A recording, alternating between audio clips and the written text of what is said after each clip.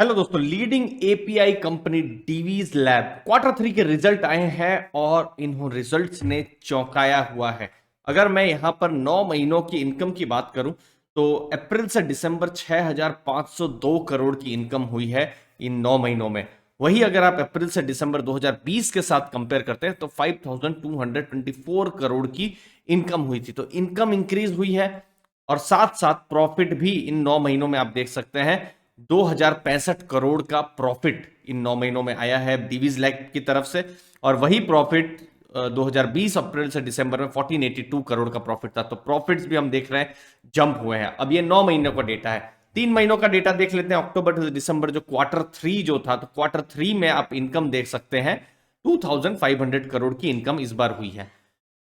Quarter 2 को देखेंगे, लगभग 2000 करोड़ की इनकम हुई है। तो इनकम हम देख रहे हैं 25% क्वार्टर ऑन क्वार्टर इंक्रीज हुई है। और अगर हम पिछले साल के साथ कंपेयर करें तो 100% से ऊपर की इनकम हुई है। पिछले साल 1078 करोड़ की इनकम थी।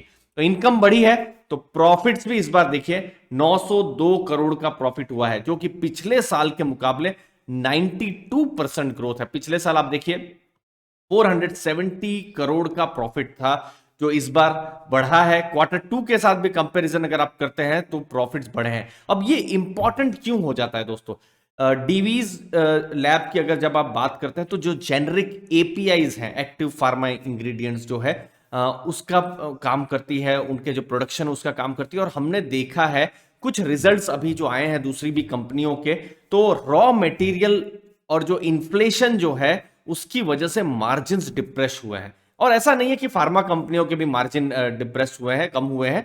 आप एफएमसीजी कंपनियों में भी जाके देख सकते हैं। तो इनफैक्ट नेचुरल गैस की भी कंपनीज में देखिए। तो एक तरीके से जब भी क्वार्टर 3 के रिजल्ट्स आ रहे हैं तो एक ट्रेंड बिल्कुल एकदम सामान्य पता चल रहा है कि जो कंपनियां जो भी सामान बना रही है, तो रॉ मटेरियल की वजह से उनका जो मार्जिन है प्रेशर आ रहे हैं। जैसे यहां पर एपीआई बनाती है तो एपीआई के भी जो रॉ मटेरियल, लेकिन डीवीज का जिस हिसाब से बिजनेस है तो बहुत हद तक उन्होंने इनको काबू में किया हुआ है और अपने जो मार्जिन हैं वो बचा के रखे हैं। आप देख सकते हैं एबिटा मार्जिन 44% है, जो कि एस्टिमेट को बीट किया हुआ है। जो कि इनफैक्ट मैं कुछ जगह में मैं पढ़ भी रहा था, इनफैक्ट पिछले कुछ क्वार्टर्स में ये मार्जिन इनफैक्ट बढ़े हैं। ये जो ऑपरेटिंग मार्जिन जो हम देख रहे हैं पिछले कुछ क्वार्टर्स में इनफैक्ट बढ़े हैं। इनफैक्ट जो प्रॉफिट्स के भी जो नंबर देखे, जो 900 करोड़ का जो हमने प्रॉफिट देखा, ये भी कुछ एस्टिमेट से बड़ा या बढ़कर ये नंबर्स आए हुए हैं। टोटल अगर पैट मार्जिन देखें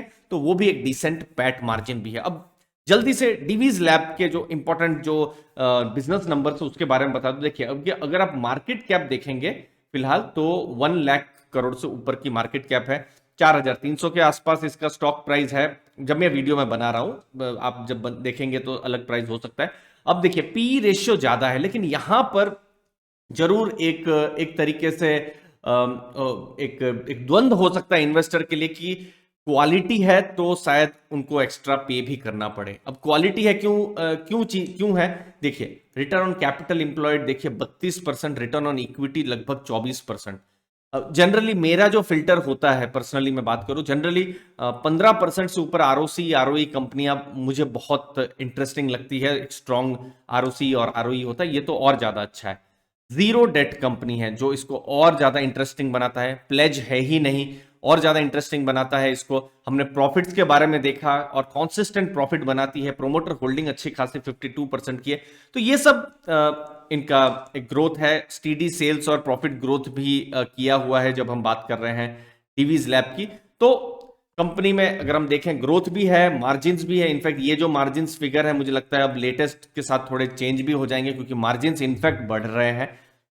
बस ये है कि हम शायद इसके लिए थोड़ा सा पे ज्यादा कर रहे हैं। लेकिन आप भी किस कैंप में हैं? आप क्या कहते हैं कि अच्छी कंपनी को, क्वालिटी कंपनी को ज्यादा पी रेशियो या फिर वो महंगी मिलेगी, वही आप सोच रहे हैं? या फिर आप वेट करना चाह रहे हैं कि नहीं, इन सब कंपनीज में जब स्टॉक प्राइस नीचे जाए और उसके बाद हम उसके बारे में सोचें? तो जरूर बताइएगा डीवीज लैब पर आपके क्या व्यूज हैं। स्टॉक अगर वैल्यूएशन वाइज देखें तो थोड़ा सा प्रीमियम जरूर चार्ज कर रहा है, लेकिन अगर फंडामेंटल्स देखें तो एक स्ट्रॉन्ग फंडामेंटल्स भी है। ग्रोइंग उनका बिजनेस है ही, और एपीआई में, जेनरिक एपीआई में भारत में नहीं पूरी दुनिया में नाम जाना जाता है। जरूर बताइएगा अपने व्यूज डीवीज लैब के बारे में।